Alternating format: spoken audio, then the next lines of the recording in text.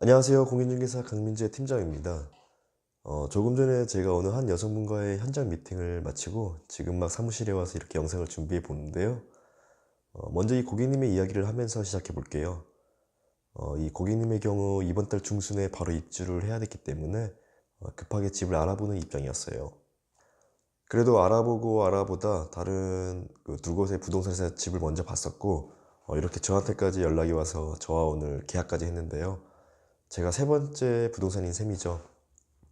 계약하고 나서 지하철까지 모셔다 드리기 위해 다시 제 차에 오르는데, 신기하게도 이분과 차로 이동하는 동안 집에 대한 이야기보다는 요즘 부동산 인식에 대해 이야기를 더 많이 한 것 같아요. 고객님이 먼저 이야기를 꺼내기를 전에 두 곳의 부동산에서 집을 봤었는데 인터넷에 올린 광고의 집은 미끼였다라는 생각이 들더래요. 이 집 있냐고 전화부터 해서 있다고 해서 왔는데, 막상 와서 보려고 하니 조금 전에 계약금이 들어왔다. 대신 더 좋은 집을 보여주겠다. 그러더래요. 그러면서 몇 집을 보여주는데 집을 떠나서 처음부터 신뢰가 떨어진 상황이었기 때문에 계약까지는 하고 싶진 않았대요. 그러면서 하는 말씀이, 요즘 부동산을 왜 하나같이 허위 광고를 하냐고 이렇고 저렇고 하면서 계속 부정적인 말씀을 하시더라고요. 그 상황에서 제가 뭐라고 그랬을 것 같아요. 모든 부동산이 그렇지 않다라고 했어요. 어떻게 보면 서비스 직업이죠. 중개 서비스를 할게요. 직업 특성상 이 중개 서비스를 제공해드리는 입장이긴 한데, 워낙 중개사무소가 많고 취급하는 물건은 한정되어 있다 보니 과열된 경쟁으로 인해 그렇게 주변 시세보다 훨씬 저렴하게 광고를 하는 분들도 계신다. 확실하게 중개 서비스를 받기 위해서는 그 동네의 시세를 파악하는 정도에서 끝나지 말고 내가 문의하고자 하는 부동산에서 어떤 물건들을 어떻게 광고했는지를 살펴보라고 말해줬어요. 자, 요즘에는 정말 다양하고 수많은 광고들을 볼 수 있어요. 기본적인 전월세부터 매매, 그리고 분양까지 여러 광고들을 볼 수 있는데, 대부분의 공인중개사나 직원들은 실매물 실사제 실가격으로 광고를 할 거예요.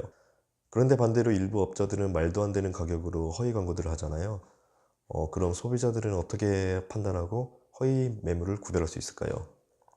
직전에 언급한 확실한 중개 서비스를 받기 위해서는 그 동네 시세를 파악하는 정도에서 끝나지 말고 본인이 문의하고자 하는, 의뢰하고자 하는 부동산, 그 부동산에서는 어떤 물건들을 어떻게 광고했는지 살펴보라고 했죠.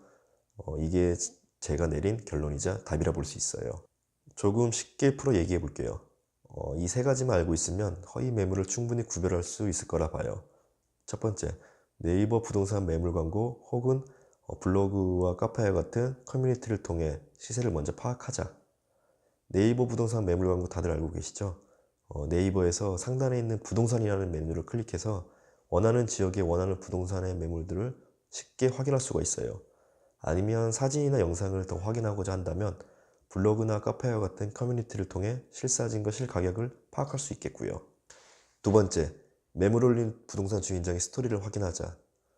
네이버 매물 광고를 봐왔는데 여기 한 부동산에 의뢰를 하고 싶다.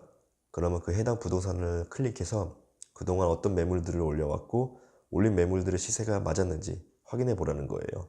아니면 블로그나 카페를 통해 매물을 봐왔다면 그 블로그를 운영하는 사람의 그간 스토리를 보거나 카페를 통해 등록한 매물이라면 해당 아이디를 클릭해서 그간 올렸던 게시물들을 한번 살펴보라는 거예요. 사실 소비자 입장에서 생각해 보면 어떤 광고를 보고 그 광고를 올린 모르는 사람에게 전화하기까지 그 과정이 굉장히 어려운 거거든요. 그러니까 충분히 그 지역의 시세 파악을 한 뒤 본인이 진정 문의하고자 하는 부동산이 있다면 그 부동산 주인장의 스토리를 확인해 보라는 거예요. 조금 더 신뢰를 가지고 부동산에 접근할 수 있는 방법이라 봅니다. 세 번째, 파워랭크에 올라온 홈페이지형 광고는 의심부터 해라. 제가 취급하고 있는 그 지역 내 매물들을 검색해보면 파워링크에 딸린 여러 홈페이지를 볼 수 있는데, 다 그렇다고는 볼 수 없지만 일단 절반 정도는 거르고 봐야 할 것 같아요. 말도 안 되는 금액으로 충분히 소비자를 혼란스럽게 할 것 같거든요. 시세 파악은 홈페이지형 광고보다는 네이버 부동산 매물 광고를 통해 확인해보면 좋을 것 같아요. 이렇게 구별하고 나서 그 부동산에 연락을 취하게 되면 본인이 궁금했던 부분들을 유선이나 메시지로 문의하고 나서 그리고 부동산을 찾아가면 되는 거예요. 일단 시세 파악도 했고 그 부동산에 대해서도 어느 정도 알아봐 왔으니 이제 확실한 중개 서비스를 기대해 보면 되는 거예요. 한마디 한마디의 상담을 통해 신뢰를 더 쌓을 수도 있을 테고, 아니면 반대로 기대했던 만큼 실망하기도 할 거예요. 그래도 중요한 건 허위 매물을 일단 피했으니 이제 본인 예산에 맞는 매물들을 보면 되는 거예요. 솔직히 싸고 좋은 집이 어딨어요. 내게 100% 맞는 집을 찾으려면 내가 원하는 위치에 땅을 사서 집을 지어야겠죠. 그건 또 아니잖아요. 이사를 하기 위해 여러 집을 보면서 한두 가지 정도는 감안해야 된다는 거예요.